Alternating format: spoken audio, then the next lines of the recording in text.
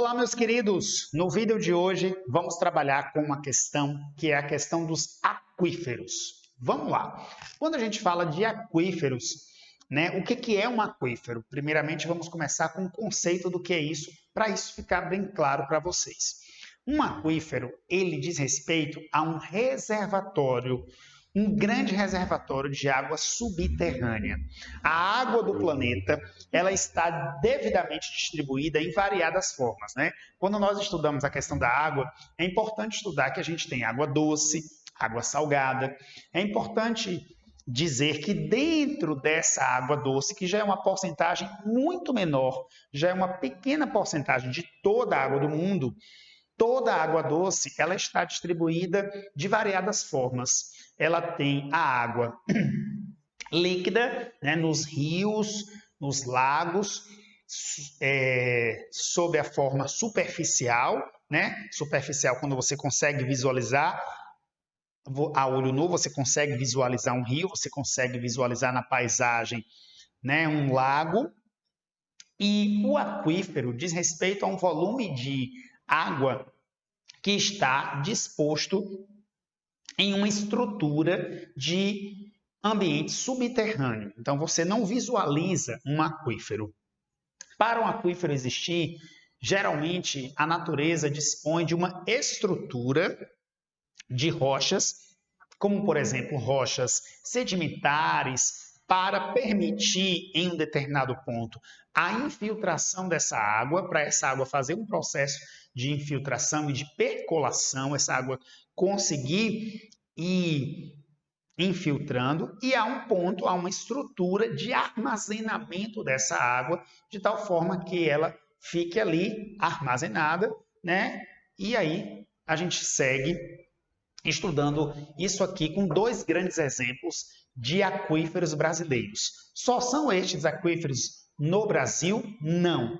É importante salientar isso. Quando a gente vai falar de aquíferos brasileiros, como nós estamos falando de um país que é muito grande, um país de dimensões continentais, nós podemos ter inúmeros reservatórios que se encaixam no conceito de um aquífero, mas que têm tamanhos diferentes, extensões diferentes. Então, aqui a gente está colocando dois grandes exemplos que seriam os principais exemplos de reservatório de água subterrânea no caso brasileiro.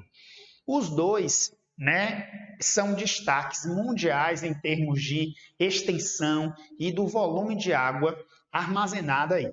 Durante muito tempo se falou, inclusive em propaganda da TV, que o maior reservatório de água que nós tínhamos subterrânea seria o aquífero de Guarani, com ocorrência no sul do Brasil, sudeste e centro-oeste, tá?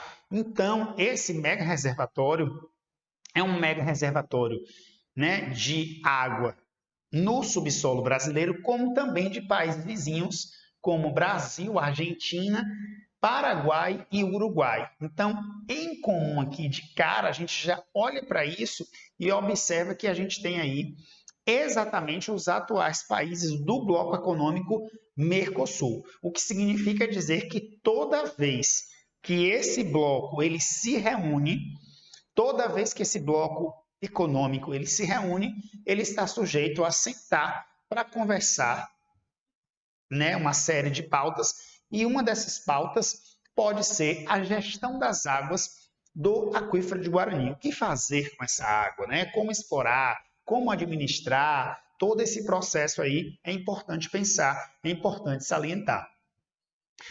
Como espera-se que você que está assistindo essa aula faça a seguinte leitura. Se a gente tem esse reservatório de água nessa área aqui, Sul, Sudeste e Centro-Oeste, que na classificação do professor Pedro Pinchas, ele também chama isso tudo, essas três regiões, de região Centro-Sul, que tem o status de ser região mais urbanizada, mais industrializada. Isso significa dizer que é uma área com um povoamento significativo, uma alta densidade demográfica, que utiliza muito água, não só para uso doméstico, mas também para a agricultura, que é uma agricultura intensiva. Nos estudos de ciências ambientais, quando se fala que essa agricultura é uma agricultura intensiva, significa dizer que os estudiosos das questões ambientais, né, vão pensar essa questão dessa agricultura moderna, tecnificada, chamada de intensiva, como um problema ambiental, porque ela está sujeita a gastar mais água, naturalmente, do que uma atividade agrícola mais simples, menos moderna do que o que a gente chama hoje de agricultura e pecuária intensiva. Quando nós compramos um quilo de alimento, né, o dono de casa, a dona de casa, ao comprar um quilo de alimento, ele está sujeito a pensar no valor, no custo. Ah, eu vou comprar um quilo de feijão por X reais, vou comprar um quilo de carne, vou comprar um quilo de queijo, um quilo de arroz. Mas nos estudos das questões ambientais, se analisa que tudo que você compra tem um custo ambiental também, tá? E como nós somos um país considerado uma potência agrícola, o fato de coincidir essa área do aquífero com uma atividade de agricultura intensiva que pode fazer uso de altas doses de agrotóxicos, isso pode ser um problema ambiental, né, e um risco de contaminação das águas desse reservatório. Tem questões de provas perguntando coisas do seguinte tipo: a água de um aquífero é isenta ou sujeita à contaminação? Ela pode ser contaminada? Sim, essa água ela pode ser contaminada. Porque, assim como existe essa estrutura sedimentar que permite a infiltração da água, pode haver infiltração também do agrotóxicos, desses agroquímicos, e contribuir para a contaminação desse recurso. Mais recentemente, em 2013, foi descoberto um mega reservatório, mas um mega reservatório de água subterrânea na Amazônia. Em alguns veículos, em alguns livros, textos, artigos científicos publicados, ele é chamado de Walter do Chão e, mais recentemente, tem sido chamado também de SAGA, de Sistema Aquífero Grande Amazônia.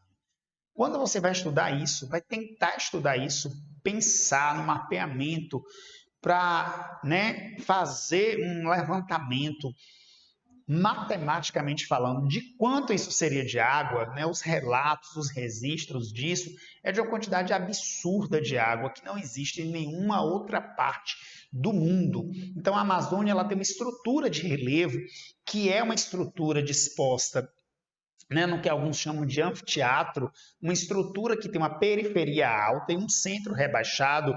Sendo assim, esse centro rebaixado com trechos de depressões de planícies, forma-se um grande plano de captação de água da chuva, plano de captação, né, de água oriunda dessas áreas periféricas, né? Muitos afluentes contribuem para a bacia hidrográfica do Amazonas e faz com que a gente tenha, na região norte do país, o maior rio em extensão e em volume, a maior bacia hidrográfica e, atualmente, esse status de ter o maior aquífero.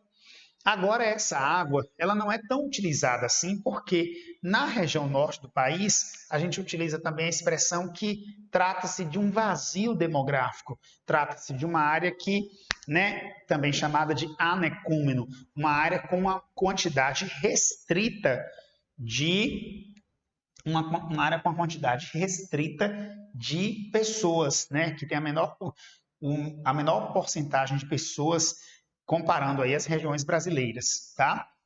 Por ter essa estrutura de arenito, tem uma alta infiltração. E, seguindo o mesmo parâmetro aqui, assim como o aquífero de Guarani, o aquífero do Alto do Chão, como tem essa estrutura que permite uma alta infiltração, assim como a água pode infiltrar, os agrotóxicos também podem infiltrar. Né? Compete a nós, diante de tanta riqueza natural nos rios, nos aquíferos, né? Diante de tanta riqueza, compete a nós, né, ter esse cuidado, pensar a questão ambiental. Existe uma urgência para pensar as questões ambientais, né? Incluindo aí variados temas.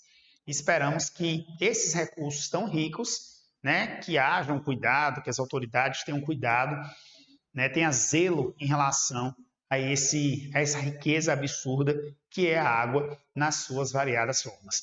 Muito obrigado pelo vídeo de hoje. Um beijo grande e até o nosso próximo vídeo. Tchau, tchau!